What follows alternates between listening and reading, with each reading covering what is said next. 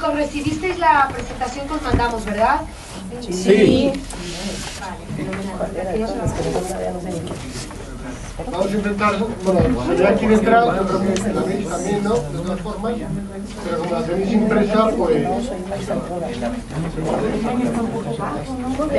A ver, la idea que queríamos hoy era, después de explicaros en julio pues, cómo fue todo el proceso aquí en la Facultad de Empresariales, cómo intentamos hacer ese experimento piloto, ¿no? Esa experiencia piloto, pues, ¿qué hicimos nosotros en concreto en la asignatura que nosotros impartimos, que es contabilidad financiera?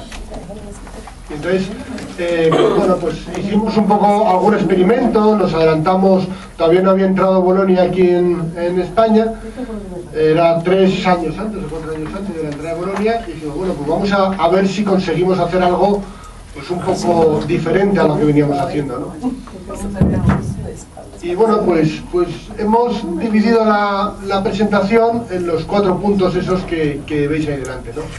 Pues queremos explicaros un poco qué es la asignatura de contabilidad financiera, qué es lo que hacíamos nosotros, qué actividades nuevas pusimos en práctica.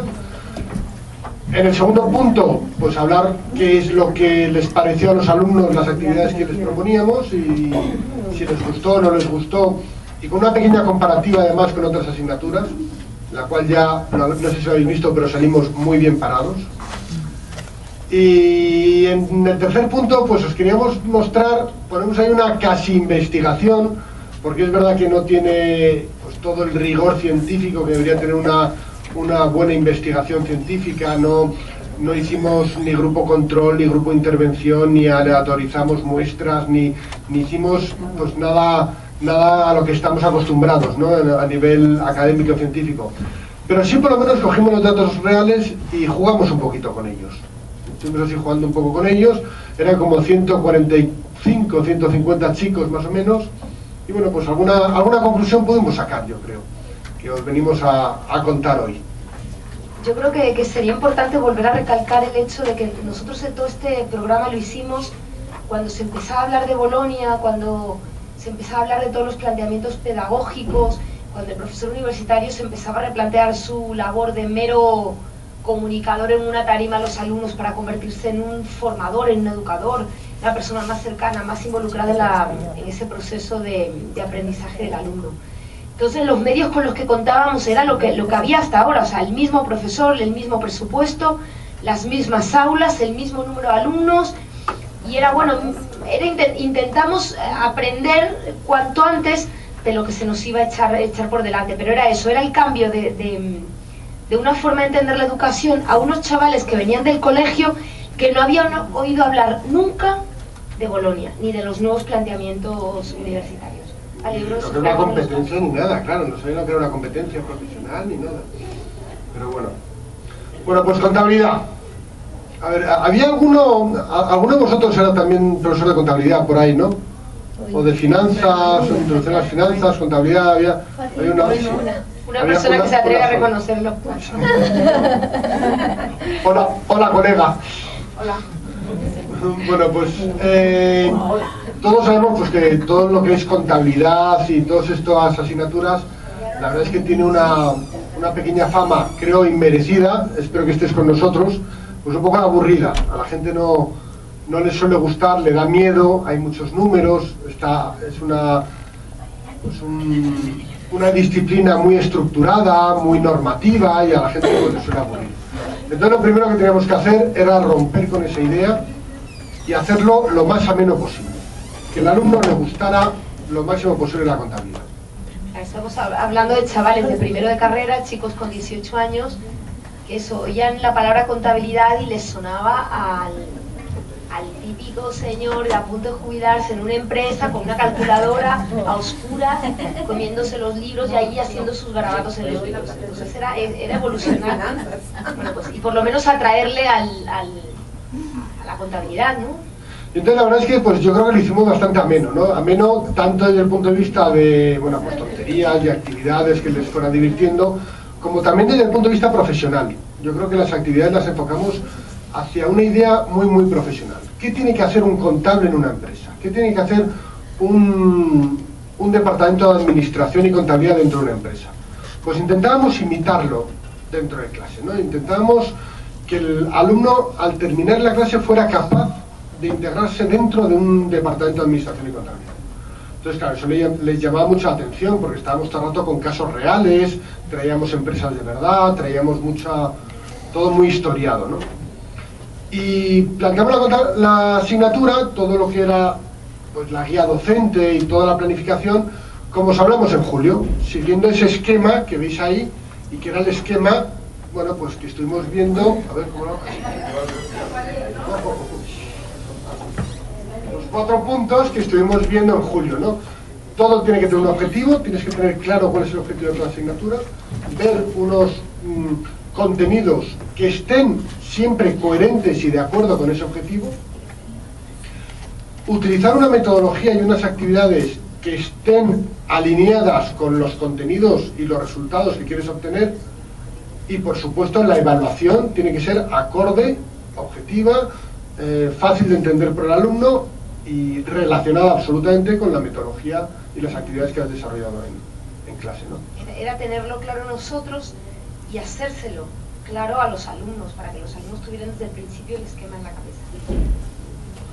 Entonces, bueno, como objetivo, no os vamos a aburrir aquí con qué es la contabilidad, pero vamos, simplemente os ponemos un ejemplo para que sepáis que es tener claro el para qué. ¿Para qué quieren saber contabilidad unos chicos de primero de administración y dirección de empresas, ¿no?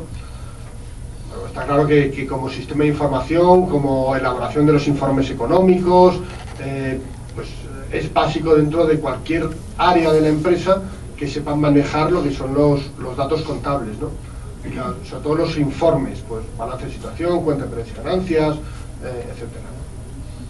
Entonces eso era el objetivo que teníamos. Al final el alumno tiene que ser capaz de saber elaborar, comprender y interpretar las cuentas de una empresa.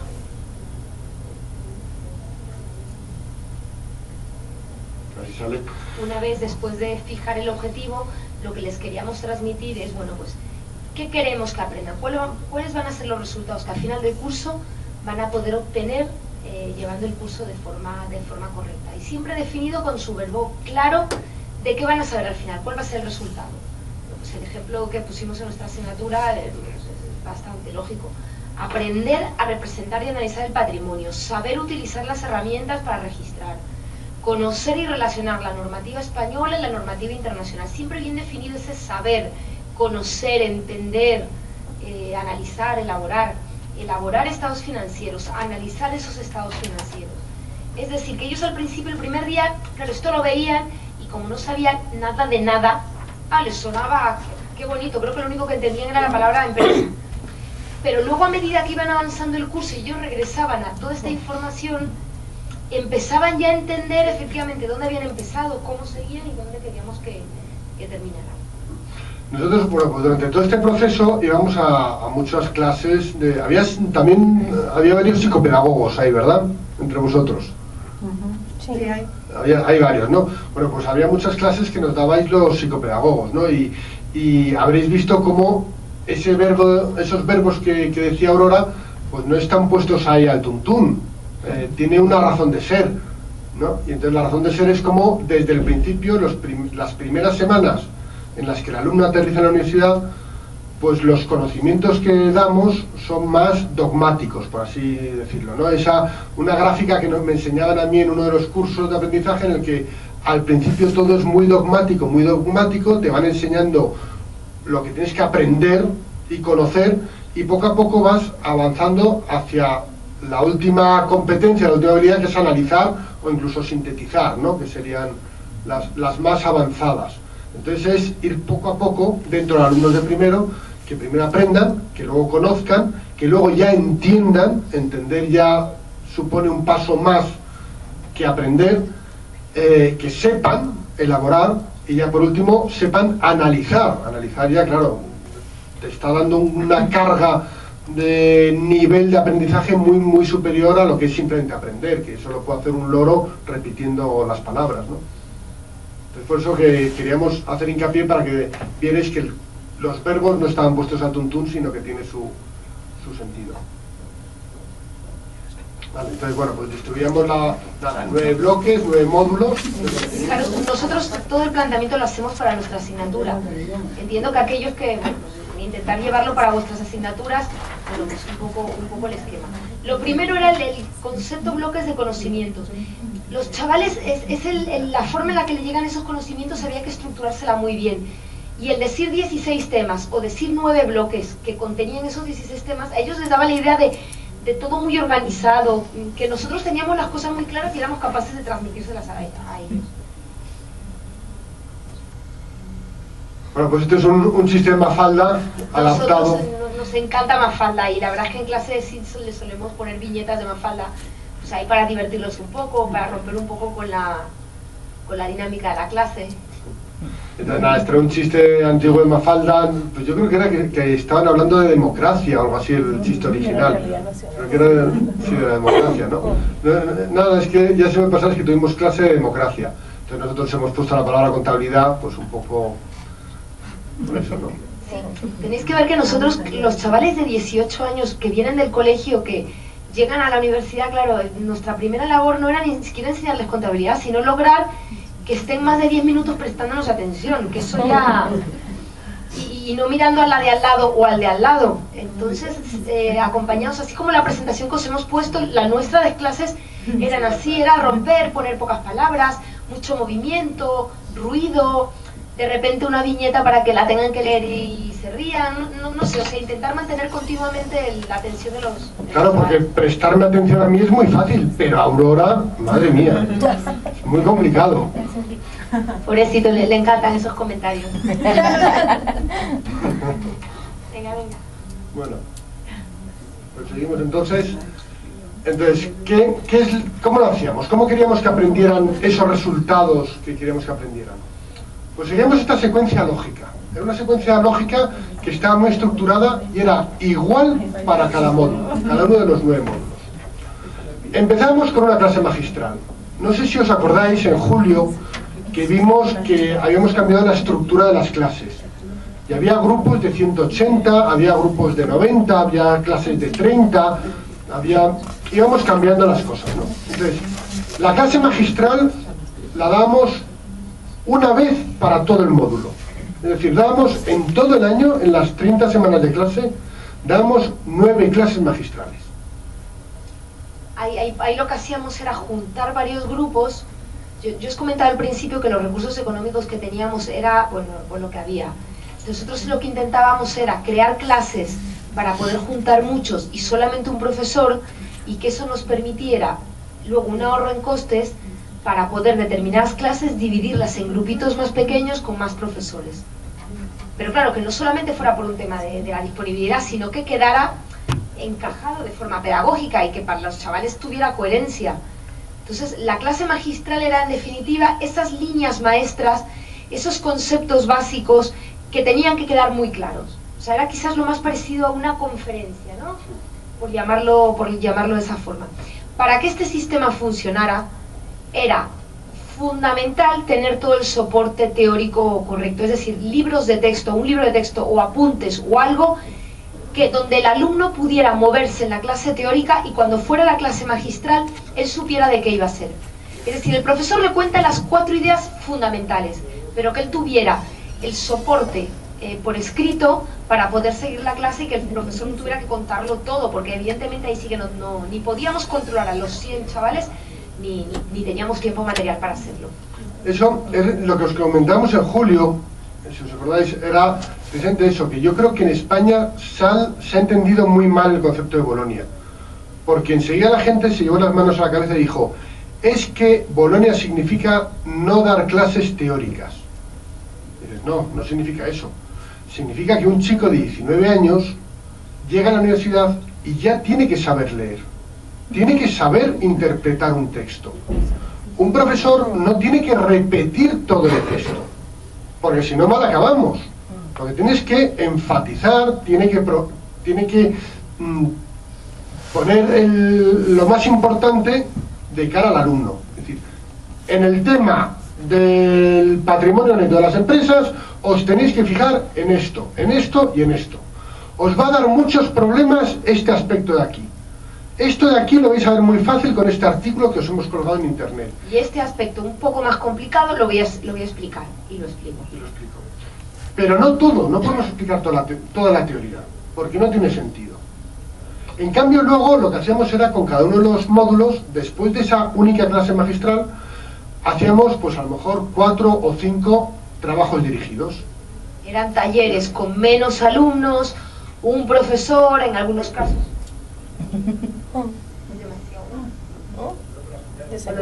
Muchas gracias. ¿Alguna pregunta?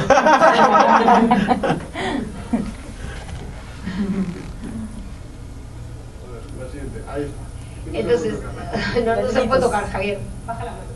El trabajo dirigido era eso, era lo que podemos llamar el taller, el grupo de trabajo, donde ya ahí desarrollábamos los casos prácticos o la problemática contable específica que habíamos comentado en la clase magistral. Entonces aquí, claro, evidentemente trabajamos con grupos de 30, de 40, grupos pequeños, y luego a su vez los íbamos dividiendo, siempre con un profesor y algunas veces cuando podíamos 2 profesores. Pero sobre todo muy basado en la práctica, muy el caso y casos reales. Y que vieran, en cada caso repetíamos el concepto teórico que soportaba ese caso. No, fijaos, ¿os acordáis en el libro, en los apuntes que habéis visto esta problemática? Pues mirad cómo se aplica aquí, ¿no? Todo el rato viéndolo y dejándoles trabajar a ellos, que trabajen en el aula, fuera del aula, que presenten en la pizarra, que vayan trabajando todos los aspectos teóricos aplicados, ¿no? Al terminar eso, que serían unas 3 semanas, 2, 3 semanas, depende del módulo. Y luego viene la parte de evaluar, ¿no? Vamos a hacer, vamos a hacer que ellos trabajen y que nosotros podamos ver su trabajo y evaluarles y que ellos formen parte de la evaluación. Y primero lo vamos a hacer en grupo para que puedan compartir conocimientos, así si se ha quedado algo colgado, que sean capaces de verlo y trabajarlo, y luego individual. Luego hacían un supuesto global, una vez que se había terminado todo eso, tenían que hacer ellos en casa un trabajo un poco más importante, un poco que recogiera todos los conceptos de ese módulo, que es lo que pone ahí, supuesto global. Madre mía, qué malo soy yo a esto. ¿Socorro? Ahí. El supuesto global en grupo que aparece, ¿no? Que eso lo vamos a explicar un poco mejor, porque quizá es lo que más tiempo dedicamos y más esfuerzo. Que eran en grupos de 4 alumnos, ahora lo veréis, y durante una semana tenían que hacer ese trabajo especial que recogía todos los contenidos del módulo. De la clase magistral, del trabajo dirigido, y por la propia forma de ser de la asignatura, por la propia asignatura que estamos trabajando, el contenido o el desarrollo era acumulativo, es decir, se basaba en lo que veíamos en este módulo, pero por supuesto iba incorporando los módulos anteriores, porque en contabilidad no tenemos forma de que se libere o que hay una parte que elimina otra, o sea, aquí todo se va acumulando sobre la anterior. Y luego finalmente un examen individual, en una clase grande, los alumnos muy controlados, exámenes de 1 hora, o sea, un examen formal, para ya la evaluación final individual del alumno. Terminábamos ese bloque, ese módulo, ya empaquetado con los 4, y siguiente módulo. Clase magistral, trabajo dirigido, supuesto global, examen de módulo. Y así los 9 módulos. Íbamos 1 a 1, más o menos el proceso duraba unas 3 semanas de media por módulo, y íbamos avanzando así año a año, mes a mes. Como siempre, como os decíamos en julio, cuando queréis interrumpir algo, por favor, hacedlo, encantados de... Yo tengo una pregunta. Sí. Sobre lo que Javier dijo, que uno supone que los estudiantes ya traen la competencia de lectura y de escritura. Nosotros aquí nos encontramos con estudiantes que no lo tienen. ¿Cómo lo abordan ustedes cuando encuentran grupos que son así? Ya, bueno, lo primero, por eso he dicho, se supone. No he dicho los alumnos traen la competencia. Se supone que tienen que traerla. Yo la idea que tengo, pero bueno, eso cada uno tiene su idea, ¿no? Yo creo que si no la traen, los alumnos tienen que hacer ellos por traerla.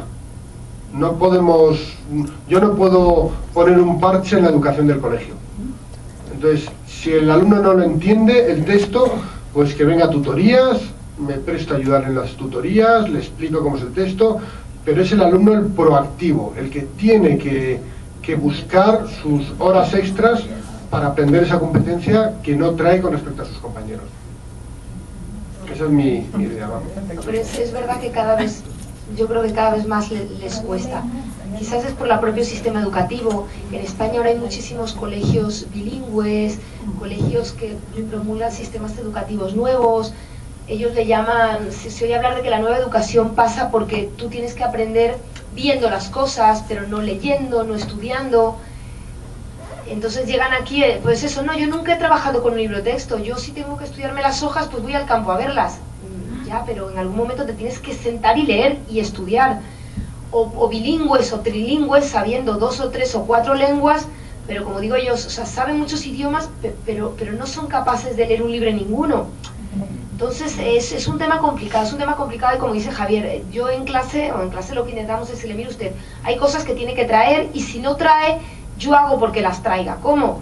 Pues por ejemplo, en los exámenes les recalcamos mucho o les ponemos siempre alguna pregunta teórica pura y dura de un tema de libro.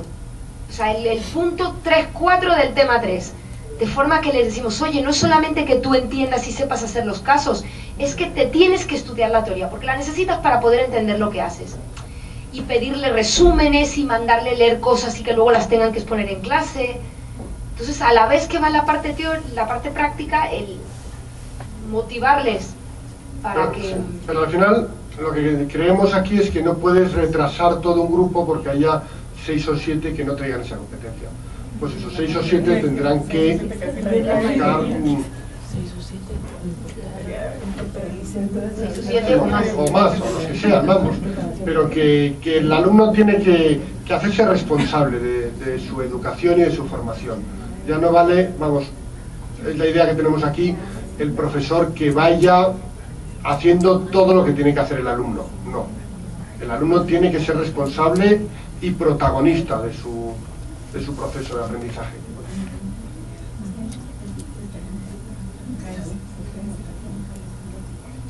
Bueno, esto es lo que os explicábamos, que ya os enseñamos en julio, y es cómo dividíamos el grupo de 180 alumnos, al final iba a cada uno de los grupos de 4 alumnos, ¿no? Bueno, aquí no hay nada que decir porque ya lo vimos.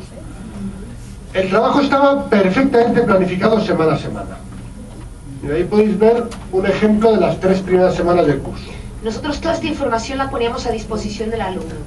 O sea, ellos al principio de las 3 semanas sabían exactamente el trabajo que iban a hacer las 3 próximas semanas, la fecha, si era clase magistral, que eran en grupos de 90, o si era trabajo dirigido, que eran en grupos de 40, el horario específico, porque aquí los horarios van cambiando, el aula, porque claro, cada uno tenía que ir a su aula y lo que se iba a hacer. O sea, fijaros que ahí le poníamos trabajo previo de clase, que ellos tuvieran claramente, o sea, muy claro, qué es lo que íbamos a hacer en clase y qué es lo que ellos tenían que traer hecho. Por ejemplo, fijaros, la del viernes 6 de octubre era una clase magistral. Esa es la primera clase donde hacíamos una presentación a todos los alumnos en el aula magna, 2 horas de la asignatura, que era un poco lo que os estamos contando ahora, que se lo contábamos a ellos. Luego, la segunda semana, teníamos 2 días, pues clases de hora y media o 2 horas y hora y media. El martes había clase magistral donde explicábamos la teoría del capítulo 1 y 2 del libro. De forma que ellos tenían el libro, ellos sabían que tenían que traerse el tema leído para que en la clase magistral se pudieran enterar de por dónde el profesor iba contando. Y luego el viernes se abría en los 6 trabajos dirigidos, cada uno en su horario. Nosotros lo ideal hubiera sido que fuesen todos en el mismo horario, pero claro, eso era imposible porque los profesores tampoco podíamos duplicarnos. Entonces eran los 6, pero al menos el mismo día, distinto horario. ¿Y qué íbamos a ver? ¿O qué es lo que íbamos a tratar, lo que tenían que traer? Bueno, pues el concepto de patrimonio, el concepto de activo, eso tiene que venir trabajado, tiene que venir estudiado, tiene usted que traer ya las dudas para empezar las clases con la duda que pueda tener y entonces empezar con las prácticas. Pero claro, esto a nosotros, o sea, yo siempre he dicho que lo más importante, o sea, hacer este tipo de planificaciones tan al dedo es muy complicado. Primero porque nos obliga a nosotros a ser capaces de poner por escrito lo que vamos a hacer. O sea, nos obliga a hacerlo, nos compromete porque nosotros nos comprometemos a hacer eso. Y al alumno, claro, le da la seguridad de que sabe exactamente qué es lo que se hace, qué es lo que no se hace, qué es lo que tiene que traer o lo que no tiene que traer.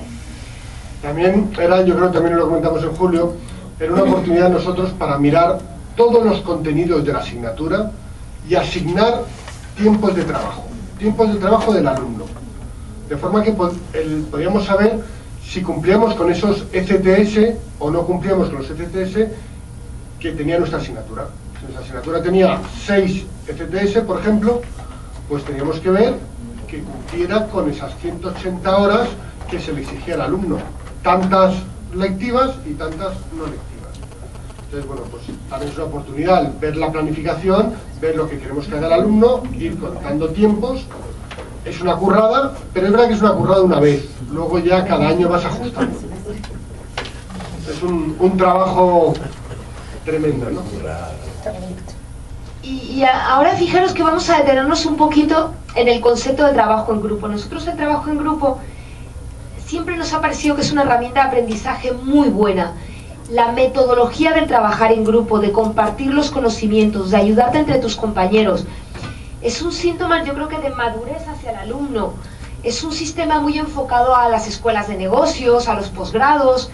Entonces es una herramienta que queríamos intentar sacarle el mayor jugo posible. Ya una clase, bueno, pues sabemos de qué va, una clase más magistral, un trabajo en clase con los alumnos y el profesor haciendo casos prácticos, pero el trabajar en equipo, el hacerles trabajar en equipo y evaluarles.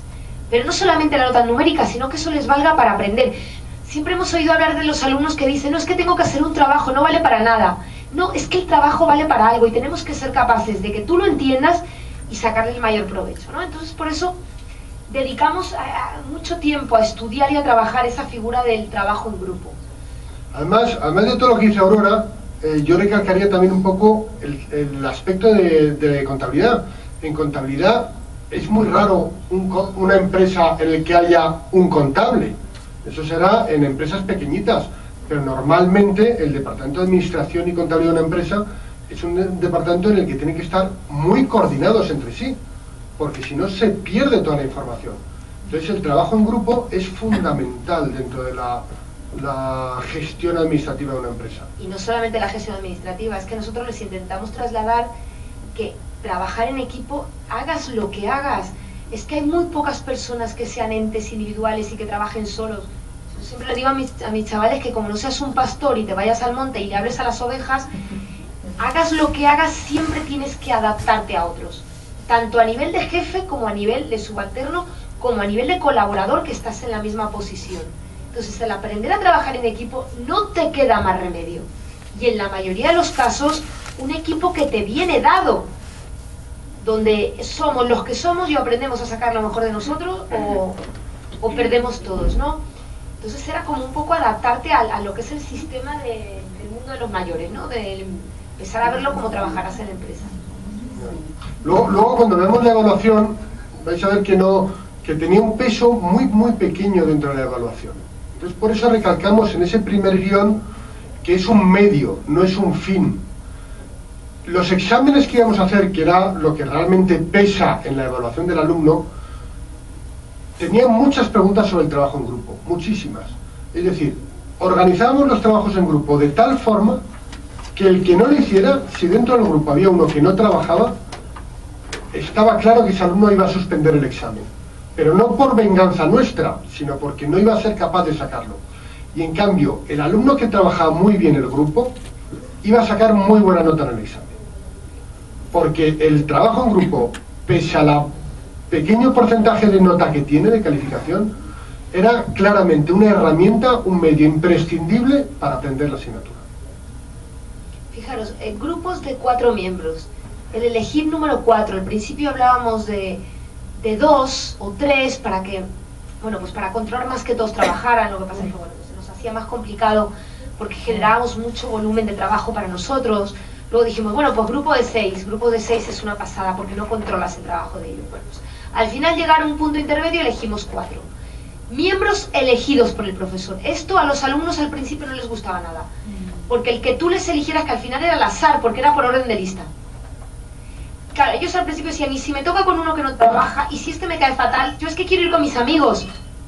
Entonces eso para ellos les molestaba mucho. nosotros se lo transmitíamos como, tío, tú cuando vayas a una empresa con lo que te toca, o vete donde tu jefe y dile, es que Pepito no me cae bien, pues trabajas con Pepito. Fijaros que yo que tengo a Javier todo el día a mi lado y me da el cielo trabajar con él. Mira, no podría vivir sin mí. Entonces, bueno, pues eso se lo transmitíamos. Decíamos, pues mira, aquí todo el equipo de contabilidad hemos aterrizado y no nos conocíamos antes de llegar, porque es verdad que no nos conocíamos. Entonces, bueno, pues te ha tocado, pues te ha tocado. Tendrás que manejar tus habilidades sociales de negociación para ver cómo lo hacíamos, ¿no? Bueno, estábamos muy pendientes en cualquier caso nosotros, porque, bueno, pues éramos el profesor, cuando un grupo daba problemas, pues intentábamos intervenir, pero ver si había algún problema que fuera, oye, mero apaño entre ellos y solucionarlo, o si había algún problema importante. Como todo en estas cosas, ¿no? Al principio intentábamos que lo solucionaran ellos, para que desarrollaran habilidades sociales. Cuando ya ellos no eran capaces de hacerlo, pues ya intentábamos intervenir. Los grupos no cambiaban en todo el año. Para los 9 supuestos globales eran los mismos miembros del grupo. No había posibilidad de cambio. Fijaos que decíamos 9, y yo creo que por eso que vais a entender ya dentro de poco por qué elegimos 4 miembros. Porque va a haber un ida y vuelta. Es decir, hay 2 trabajos, 2 por 4 es 8, más 1 extra. Entonces vais a ver que tiene una razón de ser, lo de los 4 miembros. Y luego fijaros, los miembros eligen el nombre del grupo. El primer día que dábamos los grupos, que formábamos los grupos, ya se tenían que poner de acuerdo para darnos un nombre de consenso entre los 4. Había en algunos casos eran nombres súper serios, otros nombres de broma, otros cogían el apellido de los 4, bueno, pues había de todo, pero ya les obligábamos a que en algo tuvieran que empezar a trabajar para ponerse de acuerdo. Pero es que había nombres muy divertidos, muy divertidos. No sé, los tenemos por ahí guardados, sí, alguno. Incluso me parece que el primero y el segundo año le dábamos un pequeño punto extra al grupo que consideramos que tenía el nombre más original, más innovador, tal, ¿no? Entonces eso, pues la primera semana ya les divertía, ¿no? Bueno, y ahí al final veis que son esos 8 trabajos y que hay un intercambio de rol. ¿Por qué intercambio de rol? ¿Qué es eso de intercambio de rol? Bueno, la idea es que de esos 4 miembros, uno era el líder, era el coordinador del grupo, y los otros 3 eran los workers. Nosotros aquí en España los llamamos los curritos. Son los trabajadores que hacen más el trabajo de campo, ¿no? Y el coordinador, pues es un poco el que tiene que fijar tiempos de trabajo, tiene que velar porque el grupo funcione bien, tiene que marcar los procesos. Sí, era la idea del jefe de equipo, ¿no? En cualquier consultora, cualquier asesoría, bueno, pues los que hacen más trabajo de campo y el jefe, que su principal tarea es coordinarlos, tomar las decisiones final y en caso de duda, bueno, pues ejercer de jefe de equipo, ¿no? Motivar, tirar del equipo. Y que al final tenían que entregar un trabajo. Bueno, tenían que entregar un trabajo hecho por los 4, no 4 partes de un trabajo. Es decir, el coordinador tenía que mirarlo todo bien, que esté coordinado. Nosotros solemos utilizar aquí la frase del monstruo de Frankenstein. ¿Os acordáis del monstruo de Frankenstein?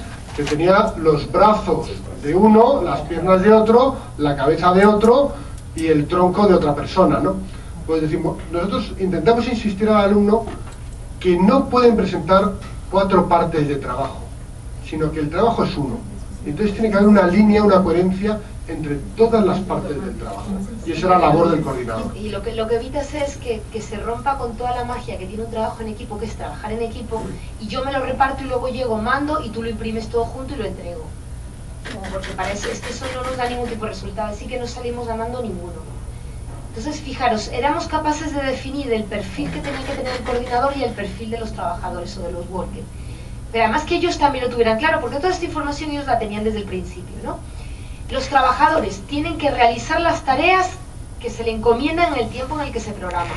Tienen que ser capaces de explicar al resto su tarea. Y luego tienen que ponerse en común ideas, dudas y soluciones, ¿no? Mientras que la labor del coordinador, esa labor del jefe del equipo, del entrenador del equipo, si queréis, distribuía tareas, programaba tiempo, tenía que valorar de forma individual cuál era el trabajo, el valor del trabajo individual de sus curritos, de sus trabajadores. Integrar y buscar la coherencia en el trabajo final, y era el responsable de todos los aspectos formales. Nosotros aquí lo que quisimos era traer mucho la idea esa de trabajo de equipo, si queréis, de las auditoras o de las consultoras. Cada uno tiene su tarea y luego hay el jefe, el senior o el manager, que se encarga de que al final la diferencia entre una porquería llena de pegotes a un buen trabajo es el responsable. Al principio del curso pues le explicamos un poco cómo podían trabajar en grupo, ¿no? En grupo puedes trabajar por especialistas, cada uno se dedica a su parcela de la que más sabe y nos repartimos entre los 4, cada uno su parcela, y luego hay una puesta en común y enseñamos. O puede ser un trabajo en grupo en el que todos hacemos todo y luego ponemos en común y vemos quién tiene más razón o quién tiene menos, ¿no? Y no le imponíamos una forma de trabajar a ellos, le decíamos, vosotros iréis viendo en cada trabajo cuál es la mejor forma de trabajar y vosotros mismos lo miráis. Es un poco tarea del coordinador el elegir el procedimiento. Entonces lo que hacíamos es que ese cargo de coordinador era rotativo. Eran 4, ¿no? 4 A, B, C y D. En el primer trabajo, el A era el coordinador y los B, C y D eran los trabajadores. Al siguiente trabajo rotaba. El B pasaba a ser el coordinador y A, C y D los trabajadores. Al siguiente, coordinador C, A, B y D, workers. Y finalmente, el coordinador.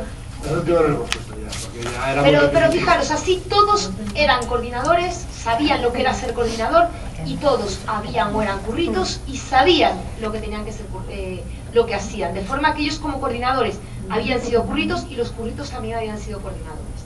Ya vi ida y vuelta, cada uno era 2 veces coordinador y 6 veces currito me sale, ¿no? Entonces, bueno, pues todos sabían más o menos cómo funcionaba cada uno en su labor de coordinador, en su labor de currito. ¿Y 2 veces por qué? Sobre todo pues porque, aparte de seguir esa coherencia de los 9 módulos, porque al que le tocaba la primera vez ser coordinador, claro, no sabía cómo coordinar. Entonces sale con un hándicap muy importante con respecto a los demás, ¿no? Entonces por eso ese primer coordinador iba a ser el último coordinador en los 8 grupos. No, luego era curioso, porque en algunos casos luego se detectaban mañas, malos rollos en algún grupo, se peleaban y eso se empezaba a detectar un poquito más adelante. Entonces, bueno, y el noveno, ¿qué pasa en el noveno? El noveno era un trabajo global que recogía todas las tareas de los 8 anteriores y entre los miembros del grupo elegían el que ellos pensaban que había sido el mejor líder. Lo elegían ellos, no lo elegíamos nosotros. Ellos decidían quién había ejercido mejor de líder. Y se tenían que poner de acuerdo, porque solo admitíamos un líder. Algunas veces venían y decían, no, es que queremos que lo han hecho mejor estos dos. No es, hay que elegir uno, lo siento. Todo esto, como decía Aurora, a ver si consigo pasar, se evaluaba. Nos entregaban el trabajo, y una vez que nos entregaban el trabajo, había una nota que nosotros poníamos al trabajo en general, pues cómo lo ha hecho el grupo. Pues, veíamos la solución, teníamos la solución, lo corregíamos y esa es una nota para todo el grupo, igual para los 4. La que llamamos nota grupal. O por ejemplo, el trabajo que tenían que hacer unos estados financieros es de 9. Bueno, pues todos se llevan un 9, los 4 miembros del equipo. Por lo que es el trabajo más contable, más de contenido contable. Pero luego al coordinador le damos una nota, evaluamos una nota diferente, que es por el tiempo cuando lo entregaron. Si lo entregaron a tiempo, lo entregaron más tarde. Si el trabajo hay una buena portada, hay una buena introducción, un índice, ciertos requisitos que tiene que cumplir un trabajo de manera formal. Si hay una coherencia interna entre todo y no es el monstruo de Frankenstein, si todo tiene el mismo tamaño de letra, todo tiene, es decir, que sea un trabajo. Si hay un error en una parte, ese error se tiene que arrastrar en las otras partes. No vale que Claro, en contabilidad es una información muy acumulativa. Si hay un error en una parte, en principio ese error se debería plasmar en todo lo demás. Si yo veo un trabajo en el que una parte está equivocada, pero lo demás está correcto, dices, aquí no ha habido trabajo de grupo, aquí ha habido monstruo de Frankenstein. Y luego, después de esa nota del trabajo y de esa nota específica para el coordinador, hacíamos que el coordinador valorara el trabajo de sus miembros del equipo. Os digo, es simulando la figura de equipo de trabajo de una empresa. El jefe de equipo les puntúa, les valora. En las empresas esa valoración se suele utilizar luego para la categoría que se les pone el año siguiente o para el sueldo. Nosotros aquí lo que hacíamos era una nota. Quitamos el que no pusiera nota numérica, ¿no? Porque poner un 10, un 9, un 8, para que no pareciera que estaban poniendo una nota de contabilidad. Y se tenía que poner la calificación A, B, C, D o E. Vale, simplemente su desempeño. Les pedíamos que no valoraran conocimientos contables, que eso ya lo valorábamos nosotros, que valoraran el desempeño como miembro de un equipo.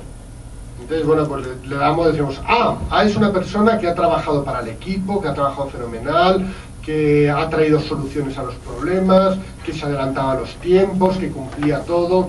B es una persona, bueno, pues que ha hecho bien su trabajo, pero no tenía iniciativa, es decir, que describíamos nosotros que era A, B, C, D o E, y el coordinador al final te daba una nota, un papel con las calificaciones de sus 3 workers. Un papel que nos lo entregaba directamente a nosotros. Por supuesto, ese papel no lo veían los workers, los otros compañeros. Era curioso porque aquí a priori teníamos muchísimas hipótesis.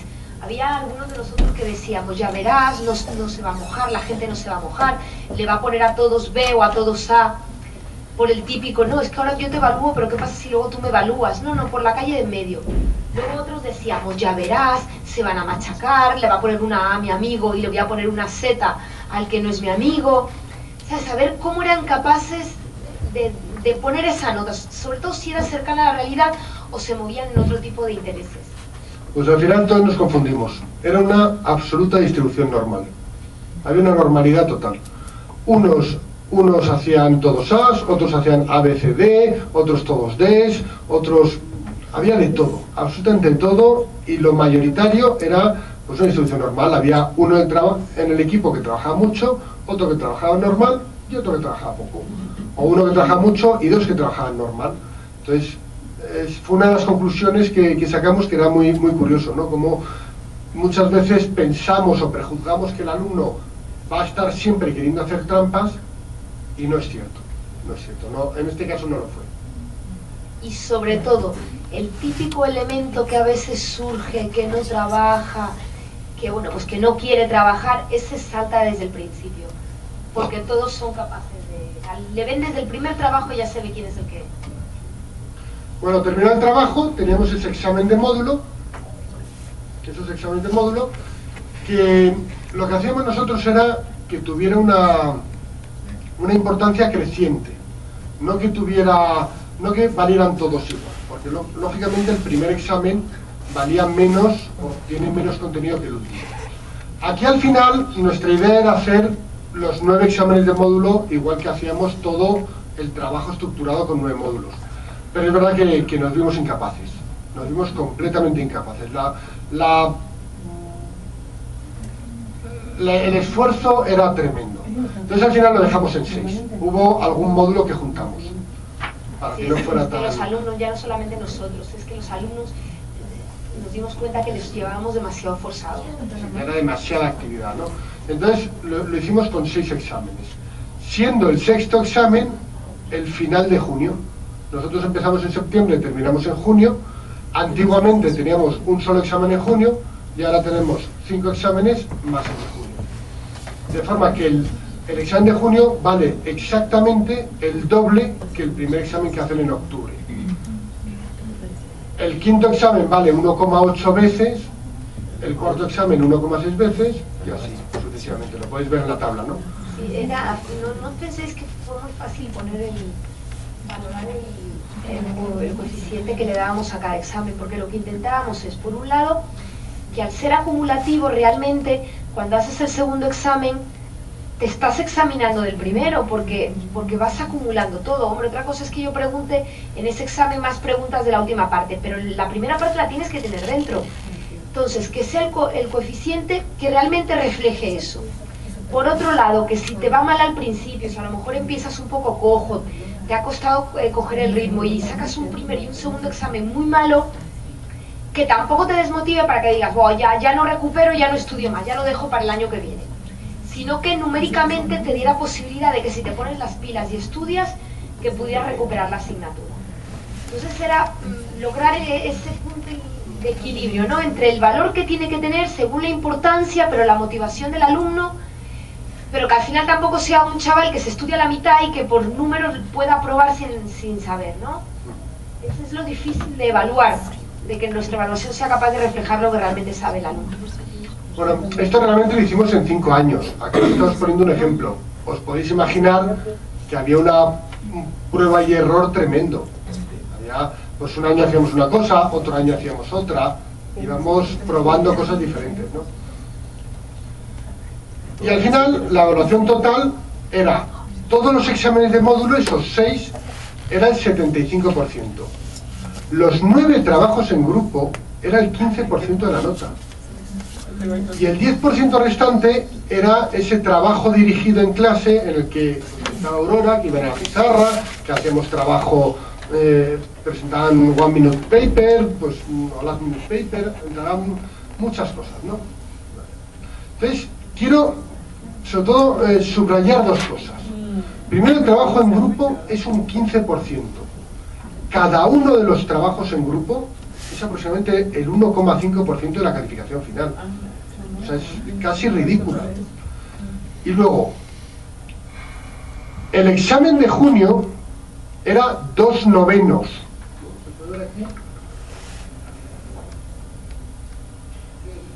2/9 del 75%.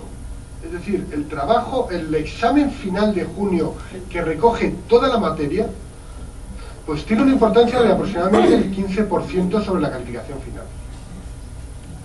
Entonces, simplemente lanzo estas 2 pinceladas, ahora veréis por qué, para que tengáis en cuenta cómo cada actividad en sí misma no tiene un peso específico, tiene todo el trabajo, todo el trabajo.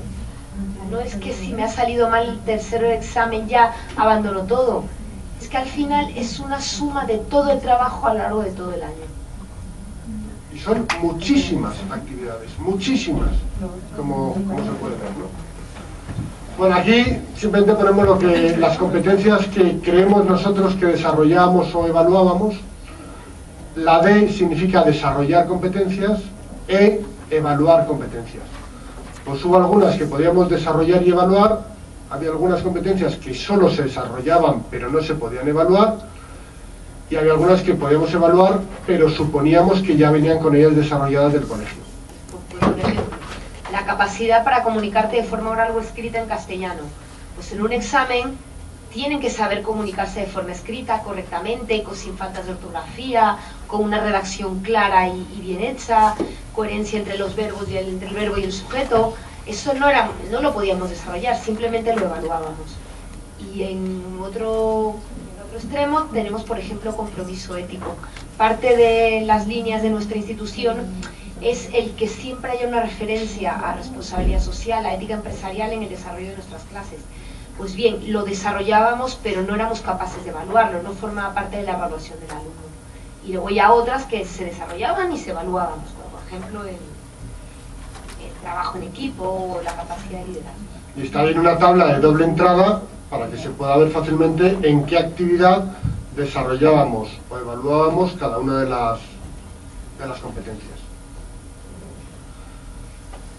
Bueno, pues esto es la asignatura de contabilidad. No sé si hay alguna duda, alguna cosa que queréis comentar o algo, antes de empezar con ver lo que pensaban los alumnos de todo esto. Porque parece que nosotros lo tenemos muy claro, ¿verdad? Pues ahora lo importante era ver ellos cómo lo percibían y qué tan claro lo tenían. No sé si hay algún comentario, alguna cosa que queréis hacer, Nada. Bueno, pues ponemos. A ver, esto... tenéis el libro de Isabel Muñoz, ¿no? En el que están todas la investigación que se hizo durante esos años, con todos los datos. Bueno, pues hay un montón de datos, un montón de cuestionarios, y no os vamos a poner ni mucho menos, vamos, ni el 5%. Os ponemos las que nos interesan. Que es donde salimos bien parados nosotros. Donde sale bien la foto. Donde nos puntúan mal no lo enseñamos. Bueno, pues se ven, en esta primera se hacía una encuesta a todos los alumnos de primero para ver cuáles eran las asignaturas mejor valoradas por ellos, siendo 0 la peor valorada y 5 la mejor valorada. Pero bueno, pues nosotros sacamos un bonito 3,8 sobre 5, pues por encima de todas las demás. Pero fijaros, significativamente notas bajas, ¿no? Que la nota más alta sea un 3,8 de 0 a 5, bueno. Es un 7,6 de 0 a 10, no está mal. Tenemos un notable. Pero claro, las demás asignaturas pues lo tuvieron más bajo, ¿no? ¿Qué más sacamos de ese estudio? Pues a mí esto me parece muy curioso, ¿no? Las notas esperadas eran claramente optimistas los alumnos. En ese cuestionario, que era antes de los exámenes, el 2% de la población esperaba suspender. La realidad fue el 31%. El 56% esperaba aprobar y realmente aprobó el 56%. El 39% esperaba sacar notable, pero solamente lo obtuvo el 11%. Y el sobresaliente pues lo obtuvo un 1% y realmente lo esperaba un 1,6%. Como estos eran cuestionarios, como eran anónimos, no podemos saber si los que lo esperaban coinciden con los que lo tuvieron. Pero es curioso. Claro, aquí nos planteábamos el que los alumnos responden lo que creen que va a ocurrir o lo que les gustaría que ocurriera, ¿no? Esos que ponen el aprobado, si realmente saben que van a estar en torno al suspenso, con lo cual marcan aprobado porque creen que van a aprobar o porque es lo que les gustaría pensar, ¿no? Ese es el problema cuando les haces que ellos lo determinen. Aquí hay otra conclusión muy clara, ¿no? Creo yo de esto. Al ver las calificaciones, si en una asignatura anual se hace un solo examen en junio, haciendo única pregunta de sí o no, está claro que el resultado va a ser muy bipolar. La mitad van a sacar 10 y la mitad van a sacar 0. Es puramente estadística esto, cuanto más actividades hagamos y más bajo sea la valoración individual de cada uno, la distribución va a ser más normal. Va a haber muy poquitos que en todas las actividades lo hagan bien, es fácil que fallen en alguna. Va a haber muy poquitos que en todas las actividades lo hagan mal, algo sabrán hacer los chicos durante todo el año, ¿no? Y estará muy centrado, la mayoría de la gente estará centrada en el 5 y el 6. Y es verdad que era clarísima la distribución, pero clarísima, era una normal, quizá un poco de cola en el lado del suspenso, pero claro, ese suspenso está incluyendo 4, 3,5, 3, 1 y 0, es decir, es mucho más numeroso que los sobresalientes, que son 9 o 10 solo.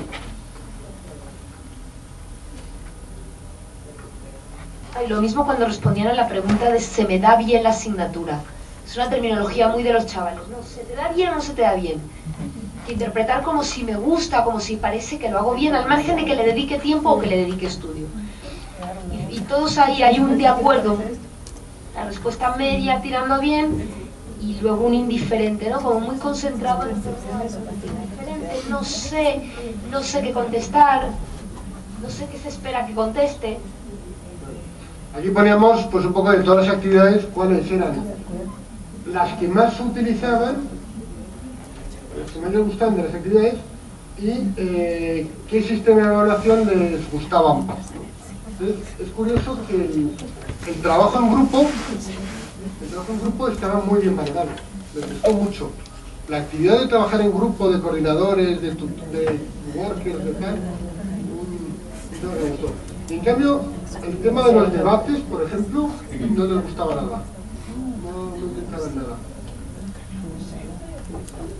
Ni las pruebas de tipo test, no eran sistemas de evaluación que les gustaban mucho. Actividades prácticas y trabajo en grupo. Al final era un poco lo normal, ¿no? Una clase teórica, una clase práctica, un trabajo en grupo. Pues eran las actividades habituales lo que más llama la atención. Bueno, pues con esto que...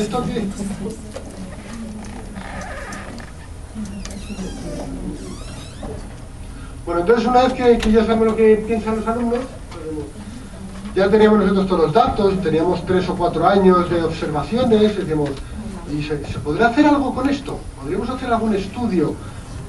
La verdad es que era muy difícil, ¿no? Hacer un estudio con esto, que si queríamos hacer un estudio de intervención y queríamos evaluar qué actividad tenía más impacto en los alumnos, pues eso teníamos que dividir los dos grupos, coger un grupo control, un grupo de intervención, aleatorizarlos por pares, teníamos que decir aquí en la universidad que nos permitieran hacer eso, que claramente no lo iban a hacer.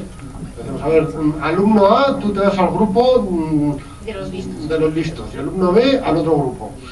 Entonces era complicado, ¿no? Entonces, lo único que podemos hacer era con los datos que teníamos, que no seguíamos una metodología muy rigurosa, muy científica, pero bueno, por lo menos pues teníamos algunos datos y jugamos con ellos. ¿Queréis comentar algo?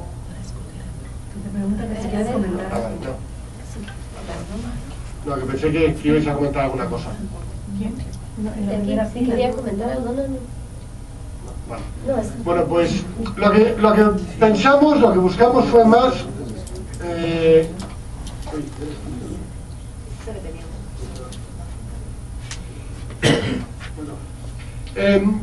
¿Qué vimos? Pues fuimos a ver, lo primero, dentro de las actividades, cuáles correlacionaban más con la nota final. Es decir, o sea, ¿qué era más importante en la nota final? El examen, ahí a la cabeza se nos iba a todos. El examen final, seguro que el examen final. El que habíamos visto que valía 2 partidos por 9 del 75%, eso es lo más importante. No la nota de grupo, no la nota de clase. Entonces, bueno, pues lógicamente, aquí, pues claro, valiendo el 75% los exámenes, pues lógicamente la nota final, con lo que más correlacionado tenía que estar, era con la nota de los exámenes.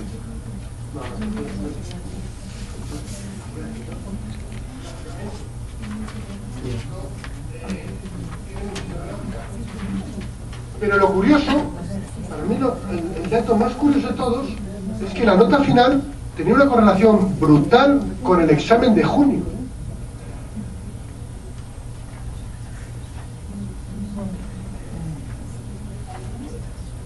Cuando habíamos visto que valía un 14%.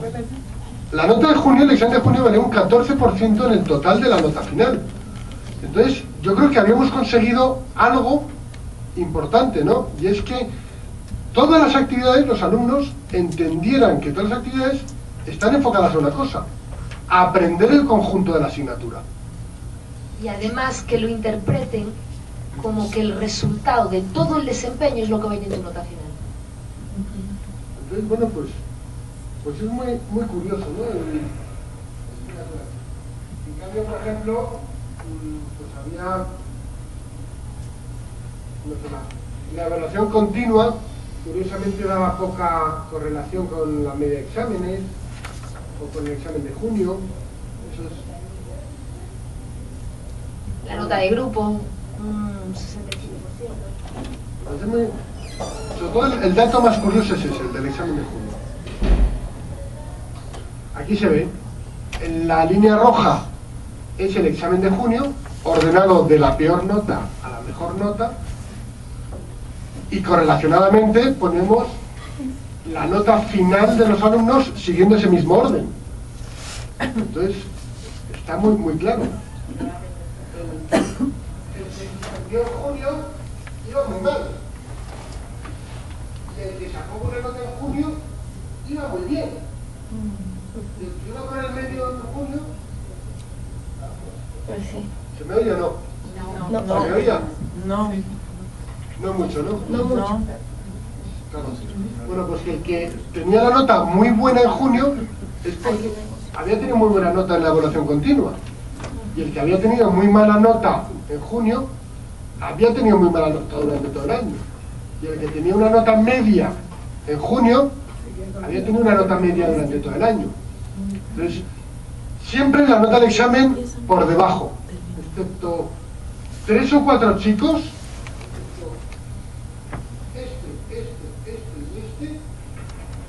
excepto esos 4 chicos, todos los demás habían sacado peor nota en un examen que en toda la evaluación continua.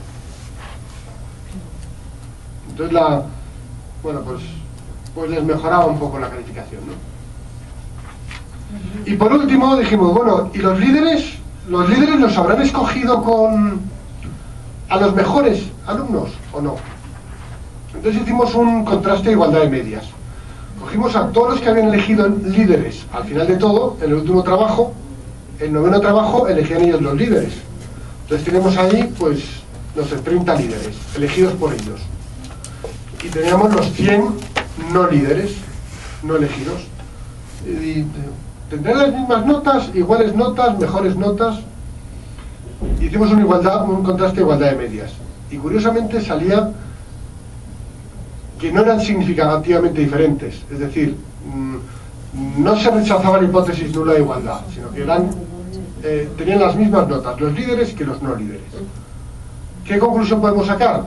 Tampoco muchas, pero yo creo que la conclusión más importante es que a los líderes no se los escogían, no eran escogidos por sus notas de contabilidad, sino por otras habilidades sociales que no sabemos cuáles son. Pero no por tener mejores notas en contabilidad.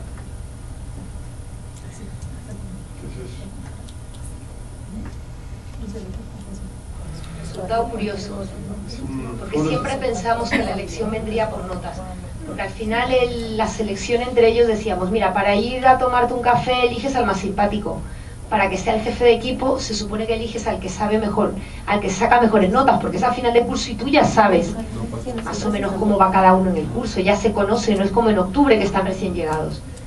Pero fue este resultado sí que nos sorprendió. Bueno, ahí ponemos un poco las conclusiones, pero para mí la conclusión más clara es esta.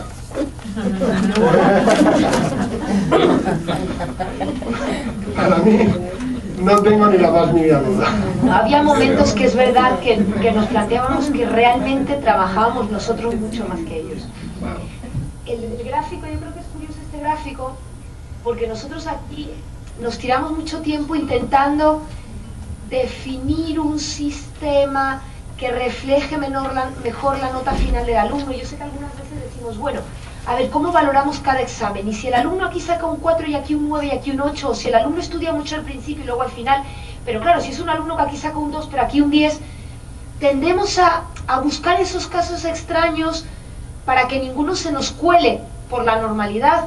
Y yo creo que esto lo que nos viene a decir es, pero si es que al final los casos extremos no se dan, si al final el comportamiento es el normal, el que va bien, el que empieza un poco jorobado, pues se puede recuperar, y el que desde el principio no le importa nada, luego no le importa nada. Entonces, yo creo que esto también nos dejó un tanto tranquilos, ¿no? Que trabajamos, pero que los resultados son los que deberían saber. Pero más fácil así, más fácil con muchas actividades, con mucha evaluación, que con un examen. Un solo examen es manifiestamente injusto, porque no reconoce el desempeño global de un alumno. Se la juegan a cara o cruz y pues unas veces aciertan, otros no. Sí, yo creo que es un poco este formar en competencias. Se acabó la idea del me lo estudio y me lo juego en un examen. Si me ha salido la pregunta bien, tengo un 10, se me ha salido mal, tengo un 0. Pero pues ahora ya son más cosas. La evaluación tiene que tener muchos componentes para evaluar algo más que te sepas un tema. Y por supuesto yo creo que todo esto pasa por una apuesta clara y firme de la universidad, del centro. Esto tiene que ser una apuesta en la que tengas por clase a 25 alumnos. Si tienes por clase a 60 alumnos, es imposible hacerlo. Es imposible. Fijaros, si al final las conclusiones yo creo que las hemos a la presentación, ¿no? A nosotros nos llena de orgullo que en la percepción del alumno pusieron nuestra asignatura como las que ellos entendían que estaba mejor adaptada a Bolonia, ¿no? Por lo menos han entendido el trabajo y se han sentido que formaban parte de ese trabajo. El trabajo en grupo, pues que le dimos muchas vueltas y lo pensamos mucho. Yo hay una idea que nunca llegamos a poner en práctica, pero que a mí me divertía muchísimo. ¿Conocéis el juego Trivial, ¿no? El Trivial Pursuit, el que se van ganando quesitos? Pues pensamos muchas veces hacer una especie de trivial contable, de forma que los alumnos se juntaran en grupos de 4 y todas las semanas, el lunes, lanzábamos una pregunta muy complicada de contabilidad por internet. ¿No? La lanzamos por internet y durante toda la semana íbamos viendo las respuestas que nos llegaban al mismo portal de recursos de internet, de la intranet de la universidad, íbamos viendo las respuestas, de forma que el primero que contestara bien tuviera, pues no sé, 3 puntos, el segundo 2 y el tercero 3 puntos, 1 punto, y fuéramos haciendo una liga con esas preguntas y al final del año pues veíamos cuál era el grupo con mejores notas. Nunca lo hicimos, pero era una iniciativa graciosa, ¿no? Nunca lo hicimos porque es mucho trabajo. Claro, estamos hablando de 180 alumnos. Pues cada semana hay que estar mirando internet, hay que estar vigilando, tenemos que tener la tabla de la liga, de la competición. Sí. Javier, tengo. ¿Y los cursos que fueron peor evaluados es porque los docentes no estaban tan identificados con este modelo o qué pasó? Hombre, los equipos docentes trabajaron de forma muy diferente. Yo a lo mejor a favor nuestro diría que nosotros tuvimos la suerte que éramos 5 profesores, bueno, éramos 4 profesores con dedicación exclusiva y un profesor por horas que funcionaba como de aquí, trabajando codo con codo todos los días. Había otros equipos de otras asignaturas que a lo mejor era un profesor de dedicación en la universidad y 5 profesores externos. Entonces, claro, la forma de trabajar, la vinculación era complicadísimo. Nosotros ya llevábamos mucho tiempo trabajando juntos, entonces nosotros recuerdo que todas las semanas teníamos una reunión los lunes y otra reunión los viernes para abrir la semana y para cerrar la semana. Claro, eso si no estás aquí es impensable. Entonces contábamos con recursos. Nosotros es verdad que llevábamos ya mucho tiempo trabajando en cosas parecidas sin que se llamaran Bolonia. Entonces yo creo que lo entendimos muy bien, que nos adaptamos muy rápido. No todos los equipos de trabajo todos los equipos de las asignaturas pudieron trabajar igual.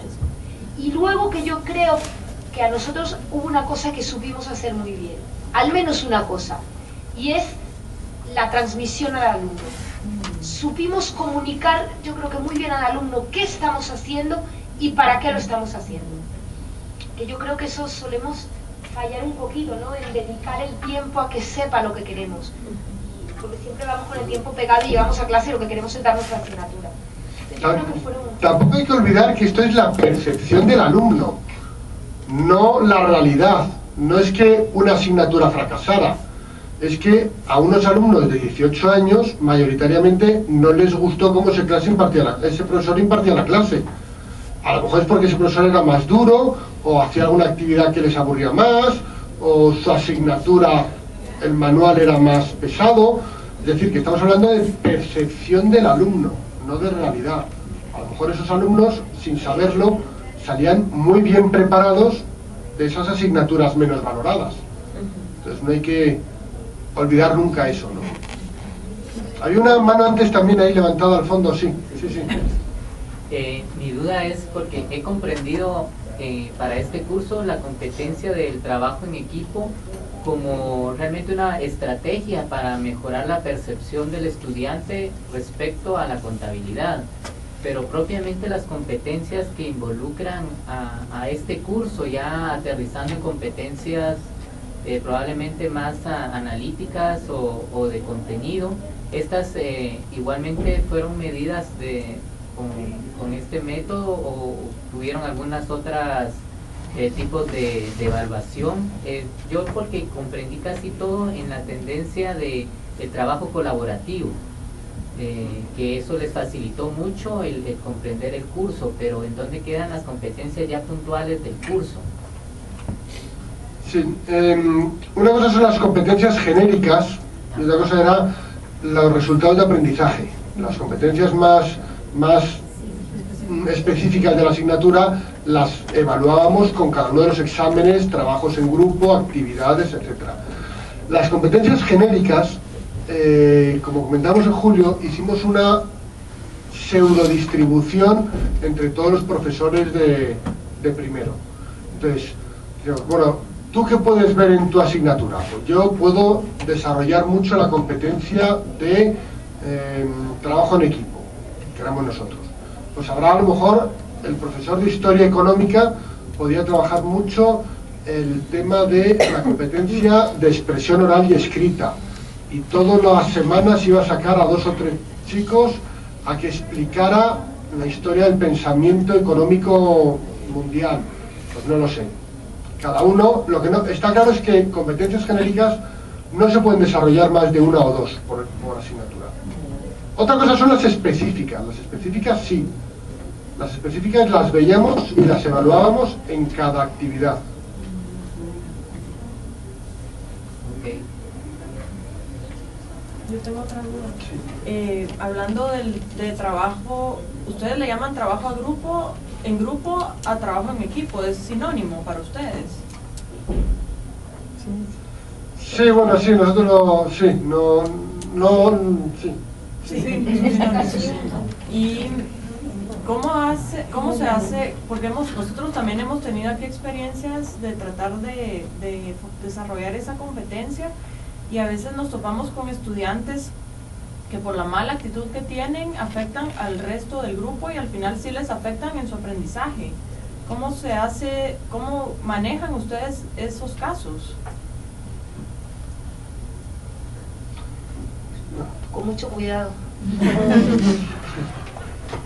Claro, el problema es ese, lo vamos viendo, los problemas que vamos teniendo los adultos, los mayores, lo vemos ya desde estas edades, desde estas edades ya se les complica trabajar en equipo, el adaptarse al de lado, el que tienes que saber reforzar lo tuyo positivo, adaptarte al otro, no que el otro se adapte a ti, el poner de lado tu opinión y dejarte llevar por la opinión de la mayoría y que la mayoría manda, el sacrificarte por el equipo. Había momentos donde venían a vernos enfadadísimos porque claro, no se podían poner de acuerdo para reunirse porque cada uno tenía una actividades externas. Entonces claro, es muy difícil el trabajo en equipo, pero yo creo que por el propio concepto de los chavales y del ser humano, entonces yo creo que era lo que intentábamos lograr. Sí. Antes lo comentó Aurora, que bueno, pues había casos extremos, es verdad, los casos que nos comentas, hay casos extremos de chicos pues problemáticos. Nosotros decíamos que en principio no se podía cambiar de grupo. El grupo estaba establecido en septiembre y en junio seguías teniendo los mismos compañeros. Bueno, eso no fue cierto siempre. En ocasiones, cuando los chicos eran muy problemáticos, admitíamos la expulsión del grupo. Los coordinadores evaluaban A, B, C, D, E a los miembros. Cuando había un miembro del grupo, un worker, que había tenido 3 Ds de Dinamarca, pues ya nos parecía que algo pasaba. Y cuando ya se había quejado todos los miembros del grupo varias veces, pues ya hablábamos con ellos y en alguna ocasión se expulsó a gente del grupo.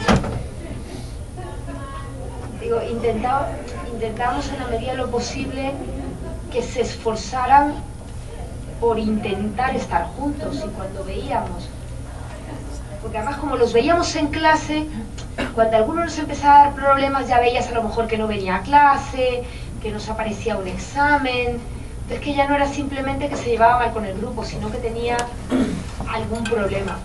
Pero yo creo que a lo mejor en una clase de 45 pues teníamos un grupo con problemas, ¿verdad? Sí. No, al final, yo no sé si porque era primero, porque éramos muy estrictos o intentábamos que ellos lo vieran como algo muy estricto y que las normas son así, pero no se dieron muchos problemas que... No, 3 por clase, a lo mejor 4 como mucho, no de grupos, digo de individuos. Y es verdad que eso yo creo que se dan cuenta los propios compañeros suyos del grupo, que estos 3 o 4 individuos eran los que luego no llegaban al 1 en contabilidad.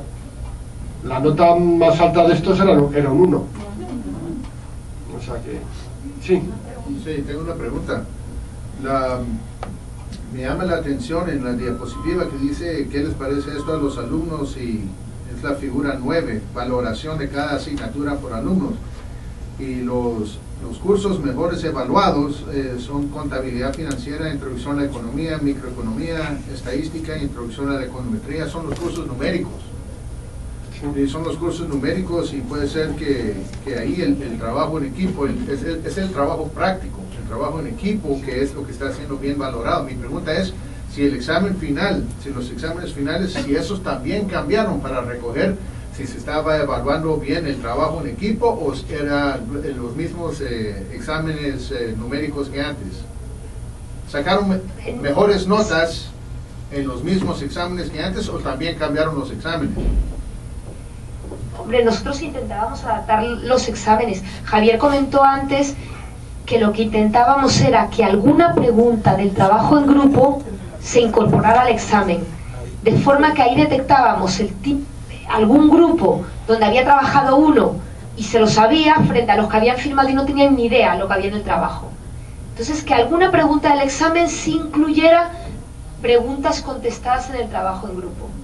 Entonces, claro, algunos lo veían y a ellos les motivaba muchísimo a que el trabajo en grupo no era un mero trámite, sino que formaba parte de su aprendizaje. Entonces, el examen, claro, el examen. Nosotros estábamos acostumbrados antes a un examen a final de curso de 3 horas y media.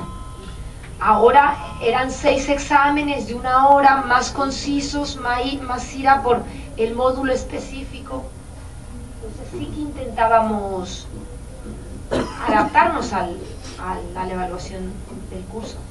Lo que nos comenta sobre las numéricas es muy curioso, porque hicimos también otro estudio que no está aquí reflejado, que pasamos un cuestionario también de las notas, de gustos, de percepciones a todos los alumnos, ¿no? Y hicimos pues una distribución, un análisis factorial para ver si se dividían de alguna forma coherente entre los alumnos, ¿no? Y salió claramente 2 factores, pero clarísimamente. Uno eran las asignaturas matemáticas y numéricas, y otro eran las de letras, fundamentos de psicología, la empresa y su entorno, hecho religioso, derecho, historia económica. Tenían entre ellos unas notas muy parecidas, y entre los que tenían contabilidad financiera, introducción a la economía, microeconomía, estadística, tenían claramente otro, y se diferenciaba claramente los 2 factores. Entonces luego hicimos una matriz un poco curiosa, que no lo pueden ver los alumnos, porque era así, pues un poco con nombres curiosos, ¿no? El que era muy bueno en un factor, que eran las numéricas, y muy bueno en otro, era el alumno inteligente y trabajador, ¿no? El que era muy bueno en letras, pero muy malo en números, pues lo poníamos alumno menos capaz pero más trabajador, o menos analítico y más trabajador. En el que era más numérico y menos de letras, pues era más analítico pero poco trabajador, vago, lo llamamos vago, ¿no? Y entonces pues hacemos así un poco las combinaciones y hacemos un mapa de cada uno de los alumnos, y sería curioso, ¿no? Cómo estaba cada uno. Y luego estaba, por supuesto, el vago y poco analítico.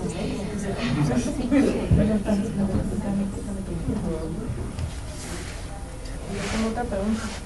Todo esto que ustedes nos están contando es lo que hicieron cuando comenzaron a aplicar Bolonia, pero de ahí para acá, ¿qué cambios grandes han hecho? Uy, es que tengo dentista ahora mismo y no puedo responder a esta pregunta. Pero... No, todo esto lo hicimos antes, o sea, con el plan de estudios anterior a Bolonia. Una vez que ya se han aprobado los nuevos planes de estudio, que ya todo el sistema universitario se transformó,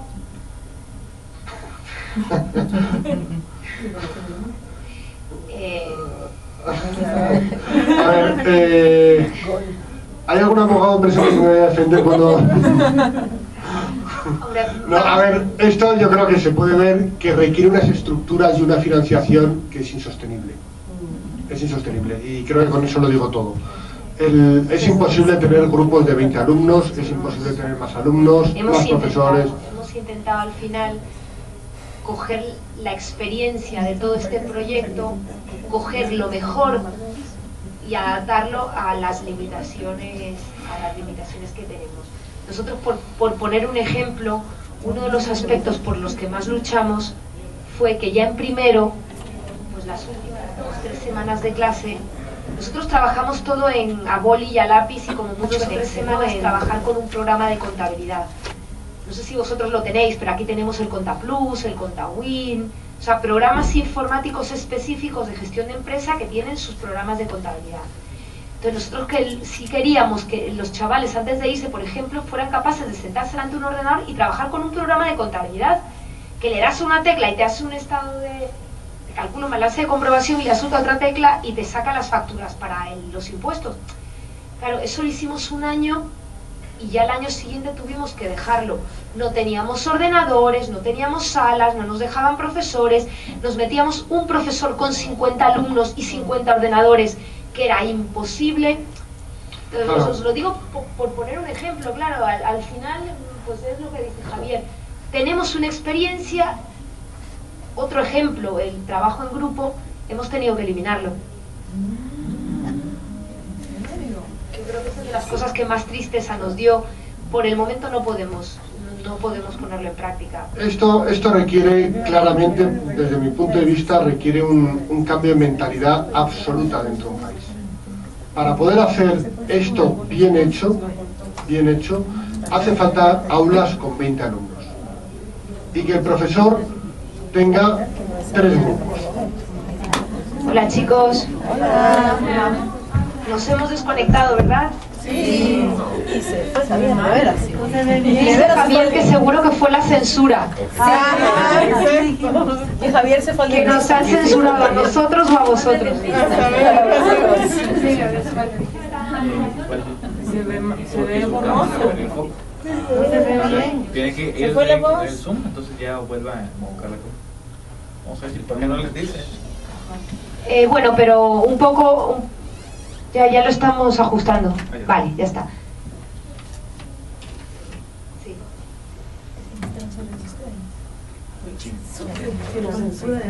Pero se ve mejor cuanto más nos alejemos, sí. Bueno, un poco lo que os comentábamos era eso, ¿no? Sí. Sí, justo antes de la censura de arriba, lo que os estamos contando, porque estamos todos de acuerdo que nos han censurado desde arriba, ¿no? Porque estábamos hablando. No, pero bueno, un poco es eso. Nos hemos intentado quedar con lo bueno, lo que hemos podido, lo hemos puesto en marcha, lo que no está olvidado, está simplemente aparcado. Y... No, lo que estaba diciendo, ¿no? Que yo creo que esto, para hacerlo bien, hace falta menos alumnos y menos grupos por profesor, menos carga de trabajo para el profesor. Claro, si hacemos eso, el ahorro de costes el ahorro no es ahorro, es todo lo contrario, el incremento de costes tiene que venir motivado con un incremento de tasas a los alumnos.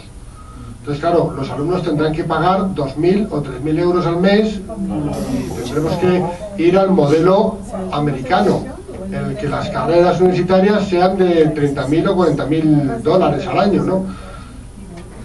Claro, eso en España es impensable, absolutamente impensable. No sé en Guatemala, pero en España es claramente impensable. Por lo menos a nivel de grado, ¿no? A nivel del primer paso del alumno una vez que sale del colegio. Posgrado, bueno, pues aún puedes, pero a nivel de grado, yo creo que un poco, al final lo que ha dicho Javier, es un cambio de mentalidad que nos lo creemos todos o no se puede poner en marcha. Entonces al final nos hemos intentado quedar con lo mejor que hemos podido y con las herramientas que tenemos. Ahora, la experiencia, para mi gusto, ha merecido mucho. Me pareció muy entretenido, aprendimos un montón y... Bueno, aprendí un montón a Aurora, yo le enseñé un montón a Aurora, pero... De contabilidad, claro. Más cositas, sí. Sí, yo tengo una pregunta.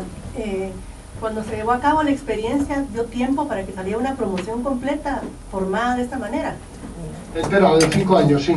5 años de carrera. ¿Y se hizo alguna evaluación con los empleadores para ver el tema de las competencias y había una diferencia con otras promociones anteriores? No, de hecho salieron 5 promociones completas. ¿Y no se puede evaluar ese resultado? La última promoción de la experiencia piloto está ahora mismo en 5º de carrera. Y la primera promoción del experimento piloto terminó el año pasado, hace 2 años, ¿no? Hace 2. No, hace más, hace 5 años, claro. Son 5 años. Es muy difícil. Una vez que se colocan, mantener contacto, que los empleadores, que los recursos humanos te den información sobre esos trabajadores, no es muy fácil. Aquí intentamos en el departamento de relaciones con las empresas, todos los que llevan el tema de marketing corporativo, de inserción profesional, intentan tener contacto, sacar la mayor información a los que nos van a comprar nuestro producto, vamos, a nuestros clientes, que son en sentido figurado las empresas. Pero es una información muy complicada de obtener. Pero sí hubo ideas de hacerlo. Sé que hubo ideas de pasar un cuestionario a las empresas, de intentar analizarlo, de verlo, pero era muy complejo. Es complejo porque las empresas no quieren dar esa información y los chavales, una vez que están fuera, claro, ellos te hablan de su experiencia, pero no son capaces de compararlo con el resto. Ahora, extraoficialmente, pues cuando hablábamos nosotros con otros pues empresarios que conocemos o directivos de otras empresas, la verdad es que, claro, es que no se puede sacar opiniones por una conversación de café, pero sí estaban todos muy contentos, la verdad. Yo creo que les metimos mucha caña a los alumnos. Sobre todo, según ellos hablan de, bueno, pues eso, esas conversaciones de café que hemos podido mantener con alumnos nuestros, que a lo mejor vienen para aquí, que han trabajado en alguna empresa en la cual podemos seguirles viendo. Ellos, la idea que se llevaron es que aprendieron a trabajar mucho. Tenían muchas cosas que hacer todos los días, todas las semanas, con lo cual aprendieron a estructurar su tiempo a un trabajo continuo. Ese es el detalle que más nos transmitían a nosotros. Al margen de que fuera matemáticas o derecho, era el concepto de trabajo, y trabajo todos los días. Gracias. Bueno, sí. Yo tengo una pregunta más. Si puede regresar a la diapositiva, donde ponían las actividades y las correlaciones con la nota final. Nos la han quitado, sí, pero bueno, mira, lo tenemos aquí.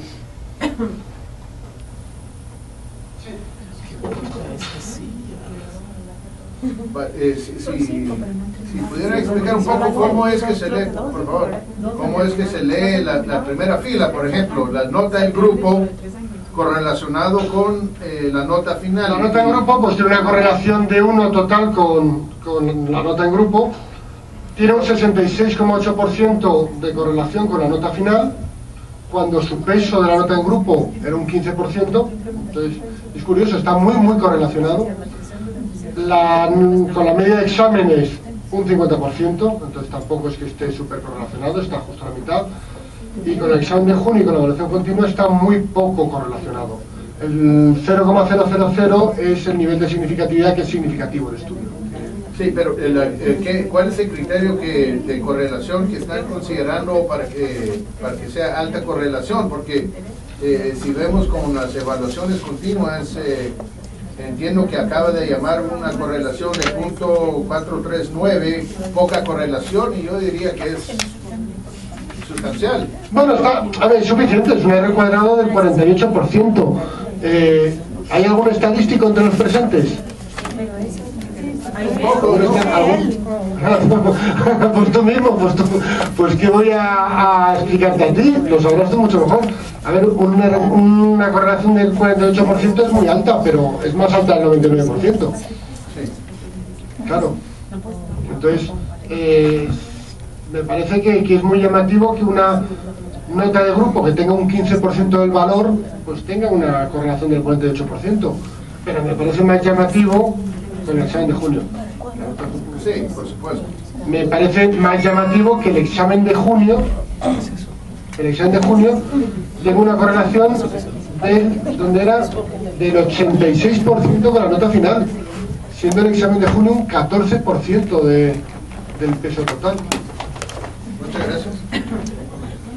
No sé si lo he explicado correctamente. Sí, no, es que yo quería que lo pusieran en la pantalla para explicarle al grupo, pero bastante interesante, gracias. Es que incluso si veis la nota del grupo, o sea, casi un 50% con el examen de junio, una nota en grupo que es la nota que han hecho 4 durante todo el año, que se ha podido juntar a lo mejor la brillante de la clase, el chaval del 8, uno que saca un 3 y el que saca un 1, y que logra obtener una relación de casi la mitad con el examen de junio. Al final... ¿Os habéis dado cuenta que ya estamos con la guerra de sexos? La brillante de la clase y el zopenco que saca un 1. Evidentemente. Claro, ha sido un desliz sin importancia. Sí, pero nos hemos dado cuenta todos. Yo tengo otra pregunta. De acuerdo a la experiencia que tuvieron, ¿creen que hay algún modelo que tal vez no sea el que ustedes implementaron con esas cortes, pero que esté en medio, que se pueda hacer algo que esté en medio entre lo de antes y competencias? A mí yo creo que lo que estamos haciendo ahora, yo creo que ahora hemos bajado el nivel de actividad. Hacemos 4 exámenes de módulo, no hacemos 6. Hacemos 2 trabajos en grupo, no hacemos 9. Y seguimos haciendo muchos trabajos en clase, mucha actividad. La asignatura la hemos dividido en 2, hay una asignatura en primero y otra en segundo, se llevan de forma diferente. Sí, nos hemos quedado a medio camino, yo creo, he intentado quedarnos con lo mejor y con lo más práctico. Hemos reducido el nivel de actividad porque es que hemos vuelto a tener 60 alumnos en clase. Claro, con 60 alumnos es muy complicado trabajar, muy complicado. Pero seguimos manteniendo muchas actividades y mucho trabajo continuo. A mí no me queda claro, o sea, por el plan de Bolonia, supuestamente todas las universidades se tenían que pasar a aprendizaje basado en competencias, pero no está pasando, entonces. Bueno. El problema es que en España Bolonia se ha interpretado de muchas formas. Bueno, pues hay quien lo ha interpretado más hacia la parte de pasar de una carrera de 5 años a otra de 4, que ya ves eso, qué importancia tiene en todo el sistema. Otras universidades lo han entendido más hacia un trabajo hacia el alumno, otros a contratar menos profesores. Bueno, el problema es que se ha interpretado de formas muy diferentes y en la universidad se ha dejado cierto margen para que se interprete de forma diferente.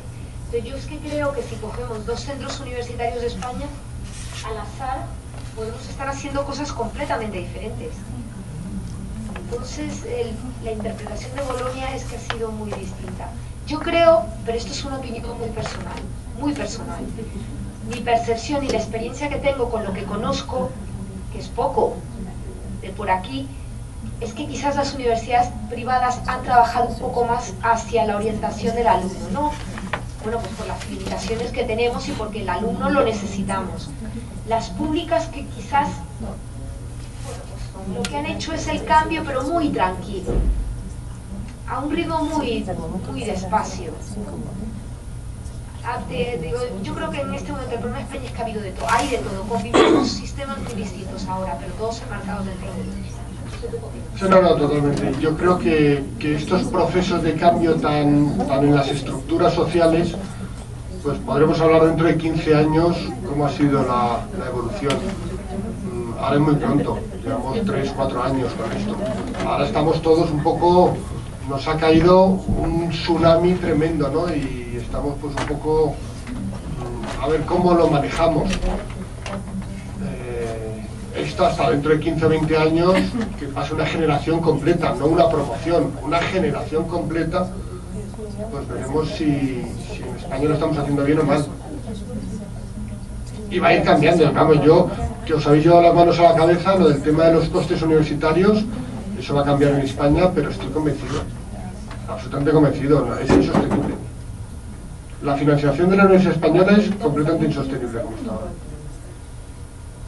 Entonces, va a haber que cambiarlo.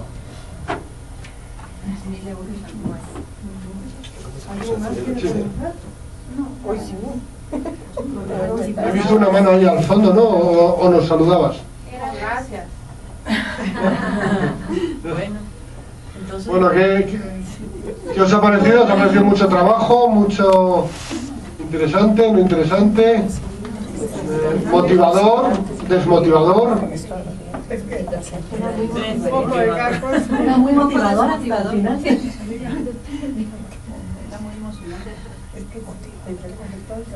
Era un gran reto, pero hasta el final nos dimos cuenta que es un reto bastante complicado, que no depende solo de nosotros, ¿verdad?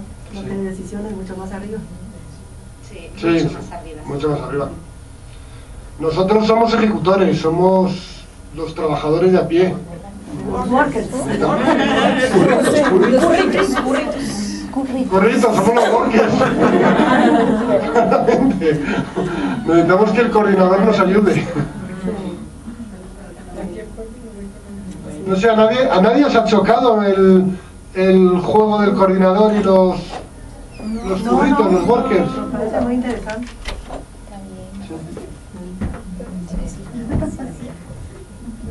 Que se evalúen entre ellos, no os ha chocado a nadie.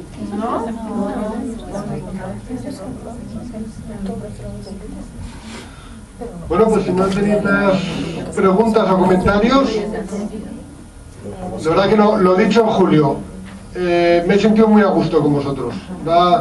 Es un auténtico placer.